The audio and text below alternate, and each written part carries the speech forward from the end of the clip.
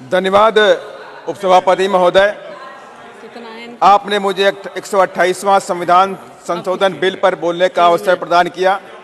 साथ ही मैं आभार व्यक्त करता हूं अपनी पार्टी की मुखिया बहन कुमारी मायावती जी का, जिन्होंने मुझे इस बिल पर बोलने और देश की ऐतिहासिक पार्लियामेंट और नई पार्लियामेंट में समाज सेवा और देश सेवा करने का गौरव प्रदान किया। उपसभापति महोदय, मैं इस बिल के समर्थन में खड़ा हूं। महोदया, फिर सुनते हैं। महोदया, 20 जुलाई, मैं बाबा साहब की कुछ बातों को दोहराना चाहता हूं। 20 जुलाई 1942 को नागपुर में बाबा साहब डॉक्टर भीमराव अंबेडकर ने अखिल भारतीय शोषित वर्ग महिला सम्मेलन के आयोजन में कहा था कि मैं किसी भी समाज की तरक्की इस बात से देखता हूं कि वहां महिलाओं ने कितनी तरक्की की है। यानी जिस समाज की महिलाएं प्रगति नहीं करती, वह समाज कभी प्रगति नहीं कर सकता।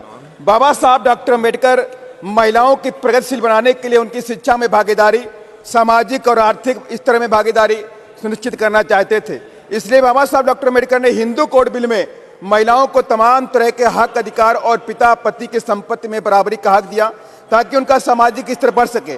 शिक्षा और नौकरियों का अधिकार भी संविधान में देने का काम किया। संविधान के प्रेम्बल में जस्टिस और इक्वलिटी की बात बाबा साहब ने कही। 25 नवंबर 1949 में कहा, मैंने राजनीति में आज बराबरी का हक दिया, one vote one man one value का सिद्धांत कायम किया। लेकिन सामाजिक और आर्थिक असमानता के आने वाली सरकारों को जल्द से जल्द दूर करना पड़ेगा। महोदया, इतिहास गवाह है, महिलाओं ने तमाम जुल्म और जातियों को सहा है, जिसमें दहेज प्रथा, बाल विवाह, सती प्रथा और यहाँ तक कि शिक्षा पर लगा सामाजिक प्रतिबंध, जिसे भारत की प्रथम शिक्षिका माता सावित्रीबाई फुले ने 1 जनवरी 1848 में लड़कियों के लिए पुणे में स्कूल खोलकर इस प्रतिबंध को खत्म किया। महोदया, इन तमाम सामाजिक कृतियों के बावजूद भी महिलाओं ने देश की आजादी की जंग में बढ़ चढ़कर हिस्सा लिया। चाहे रानी लक्ष्मीबाई हो, सरोजिनी नायडू हो, बेगम हजरत महल, झलकारी बाई कोरी, उदा देवी पासी, बिजली पासी, चाहे मुजफ्फरनगर की महावीरी देवी वाल्मीकि, यहाँ तक कि दुर्गा देवी, जिनको दुर्गा भाभी के नाम से जाना गया, चाहे सिक्किम से हेलेन लिप्चा हो उर्फ सावित्री देवी हो, नागालैंड से चाहे रानी जायदिन लियू हो, चाहे वो गोरखा से पुतलीमाई देवी जी हो, इन सभी महिलाओं ने तमाम महिलाओं ने अपने प्राण देश की आजादी के जंग में न्यौछावर भी करने का काम किया है। यही नहीं महोदया, जब मैं एग्जाम्पल देना चाहता हूँ, बस मैं खत्म कर रहा हूँ। महिला सशक्तिकरण को लेकर के उत्तर प्रदेश में बहन जी मुख्यमंत्री थी, तो माननीय बहन जी ने उत्तर प्रदेश के तमाम महिला कॉलेज खोले। मैं खत्म कर रहा हूँ, 1 मिनट खत्म कर रहा हूँ। माता सावित्रीबाई पूरे शिक्षा योजना भी शुरू करी, जिसमें 25,000 रुपए और साइकिल देने का काम किया।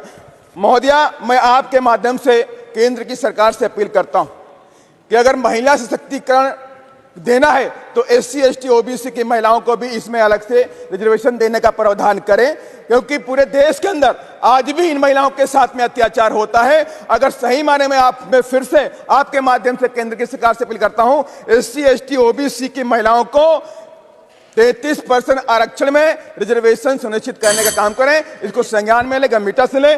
धन्यवाद।